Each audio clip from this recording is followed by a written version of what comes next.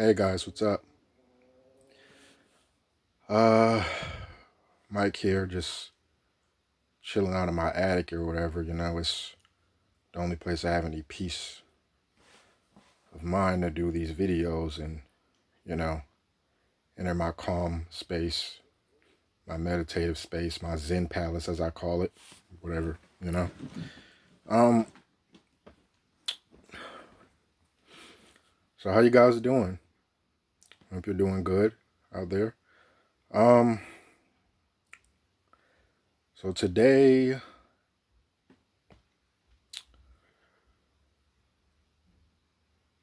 I want to talk about energy.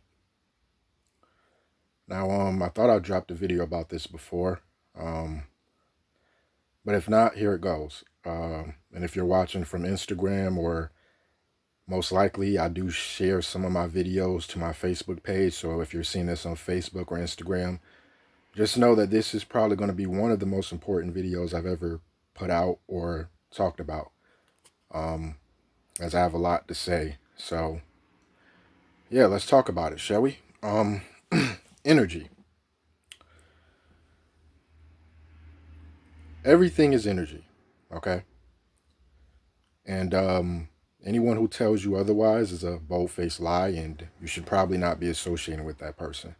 Even Einstein, Albert Einstein himself, Mr. E equals MC squared, made it very clear that everything is energy.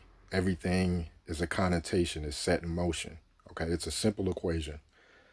Um, in science, they teach you that atoms make up everything. Everything is made up of atoms. We as humans have chromosomes. Okay, we each receive 12 from both mom and dad. Altogether, I believe there are 46, or is it 13? Somewhere around there. Anyway, the point is energy. Energy is in everything. Energy is in the food you eat. Energy is who you associate with. Energy is the stuff you watch on TV, Netflix, Hulu, what you subscribe to. Energy is what you do. Energy is your hobbies. Energy is, as I mentioned, food, what you put in your body. Energy is what you listen to, what you read. Everything you do every single day of every waking hour since you wake up and go to bed involves your energy in constant motion, unless you're just a bump on a log and you sit on your ass and watch cartoons or play video games or Call of Duty all day and you just sit like a bump on a log and you have no job or none of that, stuff like that. But everybody has to burn up some energy and has things to do or chores or stuff like that. But with the energy I'm talking about is a little deeper, because I'm going further. As I said, this music you listen to, the food you eat, okay? Um, Let me give you an example, to give you a little taste of what it's like to be me. When I was probably 11 or 12 years old, when I was a kid, period, I used to come home from school and I used to sit in front of the TV like other kids, um, after homework or anything else. I would read books as well. I had a lot of hobbies. I liked Pokemon. I liked Game Boy Advance. I liked PlayStation. I believe at 12 I had my first girlfriend as well too. Her name was Jessica. But the point is, I used to love music and art and stuff. I didn't know how important it was to my life though. Everyone around me used to play records, old jazz records, Luther Vandross, R&B. My uncle used to play Joe. He used to play New Edition. Um, my other uncle used to play Michael Jackson, Prince. My girlfriend, as I mentioned, my friend Jessica used to play Pink Floyd, Metallica, um, Green Day, Nickelback, and a lot of these, as a matter of fact, it's funny because Nickelback gets so much hate and shitted on so much. I don't get it. Like, these guys literally have hit on top of hits. Do you know they actually have a greatest hits album? Do you think you get a greatest hits album recommended to you by the company, the record label, if you're not on top of your game? I mean, people shit on Chad Kruger, the lead singer. They say that, oh, he talks about sex and alcohol and all this other stuff, modern America stuff. But I mean, hey, I mean, it is what it is. To each his own. But Nickelback's all right with me. They sell. They've been around for some time. Yeah, they sort of recycle some shit. But I mean, the first rock song, one of the first rock songs was that I ever heard was "How You Remind Me," by Nickelback. And that was a big one of their chart toppers and stuff. And I was only 11 or 12. Like, the radio would just come on. I had a little boombox in my room at 11 or 12, and I used to just turn it on and listen to different stuff. And I would turn it to 106.7 and WDKX, and I would hear a whole bunch of different type of music. But back to what I was saying. So one of the biggest, most prominent figures and influences my life at the time was a guy that went by the name of Marshall Mathers, Eminem. Who, by the way, this video is being recorded on October 16th, and tomorrow is actually M's birthday, October 17th. So happy birthday, champ. Happy 48th. A lot of people think he's already 50 or in his 50s. No, he's just turning 48, okay? He's a month older than my mother, October 17th, 1972. But anyway, yeah, I'm a big fan. I know his birthday and all that shit. Like I said, I'm getting to the good stuff here. So yeah, I was infatuated with a guy by the name of Marshall Mathers, aka Eminem. Now, I first discovered Eminem on MTV, when he was on TRL, where they had TRL with Carson Daly, and his video "The Way I Am" was playing, the one when he's falling out of the building and he's about to plummet towards the ground, and he's rapping about "I am whatever you say I am. If I wasn't, then why would I say I am?" And stuff like that. And then I discovered the song "Superman," where he's "I can't be your Superman, can't be," stuff like that. 8 Mile, shit like that. And I was never a guy who was about black and white or any of that. I was raised in a house where I was taught to love and respect everybody. I went to church, I come from a conservative Christian family. Um, I think I mentioned how I feel about religion and earlier videos, but if I haven't, not really a big fan. I've even been guilty of sort of bashing and mocking religion. I do believe in God and the Lord and Jesus Christ and all that, but as far as associating myself or label with like God or with like Christian or whatever, I don't know. I don't know. But anyway, I'm getting off point. The point is, music was like my religion at the time, and it sort of still is. But my savior is the Lord Jesus Christ, and I've done a lot of shit. I'm trying to repent. Um, I'm only 28, so I figure I have a lot of time. But what is timing to any of us, right? None of us own it. But back to what I was saying. So, um, so yeah, I saw Eminem. I got a glimpse of him on TRL, and immediately I was just infatuated with this guy. Like, grew up around a lot of rap anyway, because it's standard, in the hood, surrounded by black people, uncles, everybody. But everyone was more of a Biggie fan, a Tupac fan. I'm only 11 or 12. I know nothing about a rapper's real credentials. I know nothing about how to use the internet. I know nothing about all this stuff out now, Facebook and Instagram. I didn't know anything about that. I'm only 11 or 12. But my dad was a Jay-Z fan. My uncle was all into Notorious B.I.G. and Nori and all these other guys. So I discovered M, and people knew who M was, and a lot of people actually fucked with him back then. Can't say the same about now, because he's getting shit on left and right about the content he puts out and how he's damn near close to 50 and he hasn't evolved yet, is what they say. But Music to Be Murdered By, his 11th album, was straight fire. And if you want the skinny, my favorite Eminem album is Between Eminem Show and Recovery. Two great ones. 8 Mile soundtrack is okay too, but those are great. And let's not forget how the Slim Shady LP won the Best Rap Album of 2001. Let's not forget that 2 of his albums are certified diamond and the best-selling artists there is in America. And no, this isn't a kissing ass or sucking dick Eminem video. I did not get on here to just rant on about how awesome Marshall is, even though he is. A lot of people say he's overrated. The point is, at 11 and 12, what you don't know is, before I became a big fan, I was actually terrified of the guy. Like, I was afraid of Eminem. I really was. Like, when I heard his first record myself, all the stuff he was saying about all the stuff he put in his music, about killing his wife Kim, about his mom, about this, all the skits. Like, have you ever listened to every single skit on an Eminem album, like Ken Knaff or anything? Some of that shit is creepy. It's disturbing shit. It's from his mind. Like, Eminem's an evil fucking genius. The shit he puts in there, like Dr. Dre, and a lot of and you black people out there who hate on him, let's not forget that he brought us 50 Cent and a lot of other great acts, and Dr. Dre signed him. So that, I mean, come on, like, good thing too, because if you was signed to anything else, I mean, come on. But let's see. But yeah, the point I'm trying to make though is that yeah, I was terrified of Eminem, but it was something about him. It was something that just kept drawing me back to him, and I couldn't understand. I'm 11 or 12.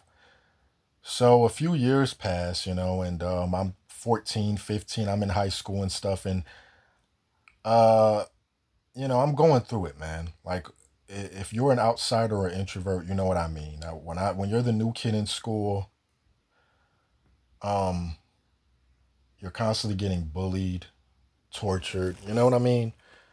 I wanted to fit in so bad in ninth grade and eighth grade, but I just didn't. I was a spaz. I was a loser. I was unkempt. I was just, my hygiene wasn't the best. I didn't know that, I had to use specific deodorant and everything. I showered and stuff, but I mean, my shit was sweat off and jam out, Wasn't really getting many girls at the time or whatever. Well, I was like, females still gravitated to him, but I'm getting, it's, you had to be there to see my high school experience. It was a up and down spiral. It was a hell of a roller coaster ride, but I'm glad I made it through. I don't know if I'd ever do it again. Probably not. Now that I made it through, but so anyway, back to what I was saying. Um, I quickly realized I just did not fit in school, and I don't know what it was about one day after I got beat up for like the 10th time in gym class, or tripped in the hallway or by some girl, with I remember that happened. I was a big Yu-Gi-Oh fan. Like, I used to play Pokemon cards and Yu-Gi-Oh with the kids in school, and I would fucking, you know, I remember certain scenario and I was walking down the hall or running down the hall, and I had this chick like tripped me or whatever in front of her friends, just thought it was funny, my cars went flying everywhere and stuff. This is the first time this ever happened, but most of you are probably wondering, why the hell am I giving you my sob story about being bullied and tortured and stuff? Well, because it's leading up to a point into where the man I got to today. Um, no, this isn't an autobiography of my whole life story, but I'm trying to give you the skinny and the details, the meat of the sandwich, if you will. So basically, it was just something about one day where I was just in the mood to fight. Like, I was always getting into fights too every day. Like, one thing about me, I never ran from a fight. I never cowered down. I don't care if it was 15, 20 people. Even in high school, like, I remember getting into fights, and like, me and my friends, we didn't care. Like, it was always the leader of the group, the guy with the biggest fucking mouth. I just wanted to single him out and hit him in the fucking mouth. And if I could do that shit, I was happy. Before I went down and got jumped, I would swing like the wind, man. Like, I was like Tiger Woods. Like, I would swing my fucking fist like a golf club, just aiming at everything like a tornado. I was gonna go down swinging. I didn't give a fuck if I got my ass kicked. And to their surprise, apparently, for some reason, I would show up the next day, and they would be surprised. They're like, man, this fucking guy, like, we kick his ass every day. He still shows up. Like, he must be a gluten for punishment. Apparently, I was, because I was still smarter than all of you. Most of you asked me to do your homework after you beat my ass and turn around and need my help on tests, wanted to cheat sitting behind me in class. So I don't understand how the nerd is apparently really the cool guy, because your girlfriend is asking me for advice on or what the homework is, or can I tutor her, because your ass is on the football field, Mr. Show Off Jock, acting like you're the man because you can throw a football or dunk a basketball, but you can't show your girlfriend how to do long division or subtract. So yeah. Anyway, back to what I was saying.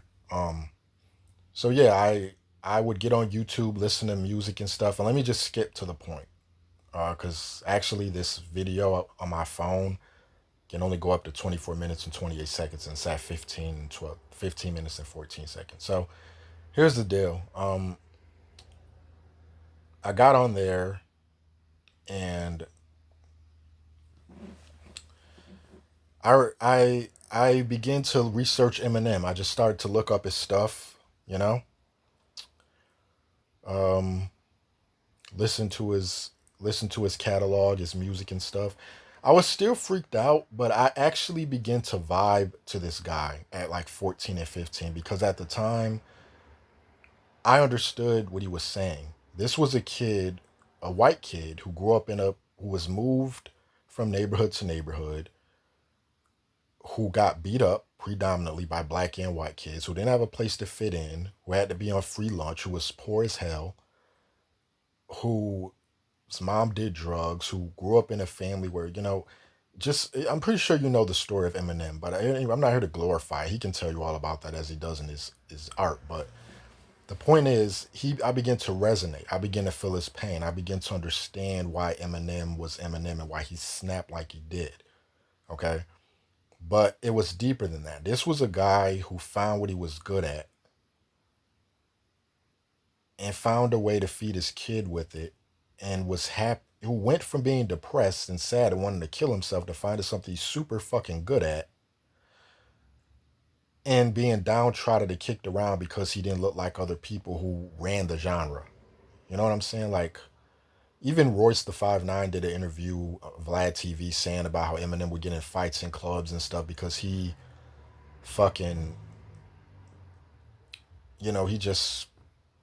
But anyway, I don't want to make this video all about Eminem, but the point is, he's one of the many artists that I resonate with simply because of his delivery and the fact that the ultimate goal with Eminem is basically that look, um, here's a guy who is good at what he does, and all he wants is respect. He's tired of getting kicked around. He's tired of getting his ass whooped by everybody. He finds this thing he's good at. He studies the craft, just like I studied his craft, even though I wasn't much of a rapper. But the point is, I learned how to write and deliver and stuff eventually. Horrorcore rap. And he gets flack and shit because he talks about murdering his mom and killing his ex-wife and raping women and kill. But you got to look at the deeper part of this guy. Like, he doesn't even like some of the things about him. He's insecure about some of his shit. He knows he has a fucking problem, but he took what he was given and he turned it into gold. Literally hit the fucking lottery with that shit. You see what I'm saying? And the reason why he's one of my favorites is because, you know, of that reason specifically. Because he's all about respect. No matter how big is or will be compared to as a great or a legend, he'll always be the underdog to me because no matter how good he is, he's still going to be stepped on and shit on and called overrated. You think my fucking community glorifies Eminem and talks about him as much as I do? A few do, but not many. You know? Like, if he's on your top number one and you're my color, or he's in your top 10 or even top 20, he's not in a lot of people's top 10 or 20, not even a 5. He's not even compared. You can ask somebody like Lord Jamar about that. But anyway, the point is, back to energy. Everything is energy. Everything. And I used Eminem as a good example because, as I mentioned, he doesn't have the most squeaky clean uh, catalog. You know, I mentioned the songs about women and bashing them and killing feminists and murdering all these other people and killing the Bush and all this other stuff. You know, I was already a upset and angry kid when I was 13, 14, and 15, but having someone like Eminem in my life and looking up to him really changed my life because I went from a kid who was letting girls talk down to him and push him around and all this shit to going to school the next day after my mom, shout out to you, mom, if you're seeing this, buying me the Marshall Mathers LP album, unedited, of course, with language in it, Imagine the 13, 14-year-old kid going to school telling girls, fuck you, bitch, telling the principal to fuck off, telling the teacher to suck it. I didn't do my fucking homework. Like, all because this guy on TV who has this huge platform is giving the middle finger, saying fuck authority, you don't gotta take shit. That's an example of inertia and energy in motion, because Eminem is a fireball, but that's also me showing you that the things you listen to and the people you copy and pay attention to have an effect. I modeled a lot of my attitude and personality after this guy for years, and I'm 28 now, well, 29, okay? 29 years old. A lot of people may say, well, that's copying and da da da. You know, the thing is, you know what I learned over the last few years is that, you know, being yourself is a lot of hard work, okay? I don't care what anybody tells you, okay? It's the easiest thing in the world, and I'm being serious about it. It's the easiest thing in the world to copy somebody else or model somebody else. It really is. It took me till age 26 or 27 to know really who the fuck I am and what this world is all about. Because I didn't know shit. I didn't. And I had high anxiety, I had depression, I had suicidal thoughts, attempts all through high school, all through my younger life. Because no one around me could teach me about the world. I had to learn it from books. I had to go through the struggle, which inspired this quote for me. Sometimes the only way through the pain, sometimes the only way out of the pain is through the pain. Understand that. Okay? You're always looking for a way out of the struggle. You're always looking for an easy way out. Sometimes the only way out of it is through it. Embarrassment, torture, humiliation, crying, suffering, late nights. That's the only fucking way to, you know, get out of that shit. You know what I mean? Um, there's no manual on how to live life, man. And we always spend a lot of time shitting on each other and telling each other how, how we suck and how this and that, and we're not shit and all this other stuff. And there's not enough people building each other up, and Martin Luther King made that message very clear. But anyway, I'm not on here to preach. I only have 24 minutes and 28 seconds, and it's already at 22 minutes and 40 seconds. But anyway, I'm probably gonna have to wrap this video up and do another one. I hope not. But yeah, man, like I'm saying, everything is energy. You have to be careful what you attach your soul to. You have to be careful who you allow around you. And I wanna put this out there and make this very clear. Okay? If you're not trying to do right, if you're not going to do right, if you're not going to uplift me, if you're not going to be there as my partner, if you're not going to be there as my mental emotional support, if you're not going to go through this